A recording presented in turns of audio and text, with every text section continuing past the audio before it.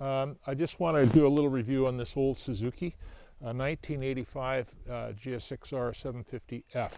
A really iconic bike. It just changed everything when it came out in '85. British Superbike was just getting started in 1985, and in the 11 rounds, the GSXR750F won 9 of them. I think Mick Grant riding it actually won 4 of them. And Mick Grant went on to the Isle of Man production race that year in 1985 and also won on a bike very similar to this. So I just want to take you through it. It's kind of an interesting thing. It's kind of new school and old school all at the same time. I'll just go over some of the older features that are kind of carried over.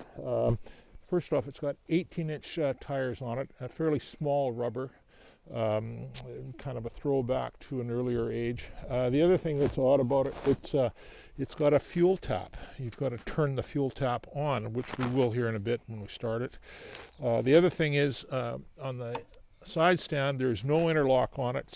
Some of the North American and European versions did have an interlock. This one doesn't. This is a Japanese import.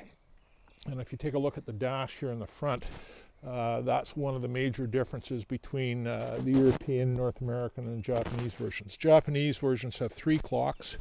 North American versions and Europeans only have 2 clocks. The Japanese has got a big fuel gauge, which I quite like actually. This bike's mostly original. I'll go over a few things that aren't original on it. It had an early form of anti-dive front brakes. It's questionable how effective they were. Reasonably good brakes, great brakes for their day. Bike really weighs 179 kilograms, and that's really due to its aluminum frame, box frame. This was all brand new in '85. This bike has got VM29S carbs on it. They're a racing carburetor. They used them in the European, UK, and Japanese bikes, but not the North American bikes. They had CV carbs. CV carbs aren't as high performance, and they run a little smoother. These aren't known for a great low speed performance, but great high speed performance.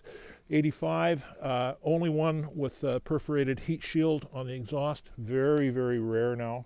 The other thing that's unusual is to find one with the original airbox on it. And VM29s particularly don't like running on pods. They like a volume in an airbox. What's odd about this is the only way you can change that airbox is to remove the motor. And then you can get it out. And to put one, conversely, to put one in, you've got to have the motor out, put it in, then put the motor in. So most of them have long gone. The other thing that's odd about this bike is, in spite of the English racing it, Mick Grant and so on, the French loved it, and they loved to do endurance races with it. And they called it a nervous bike.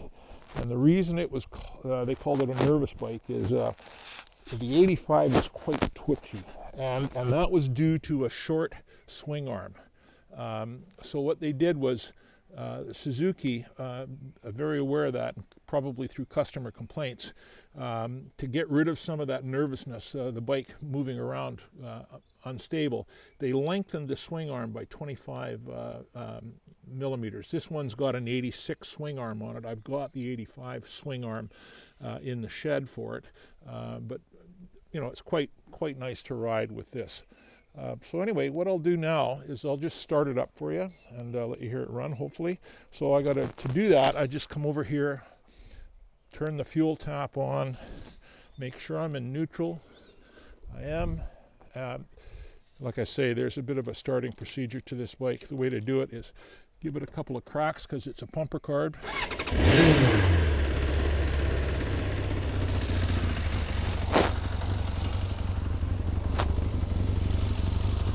And if you look at the tachometer on it here, and I think this is the most interesting bit of all, it doesn't indicate anything below 3,000 RPM. So in other words, right now it's idling, and it's not above 3,000. If I rev it up, then it indicates. Anyway, that's my old Suzuki. I hope you like it. Great old bike, and lots of fun to ride. Thank you.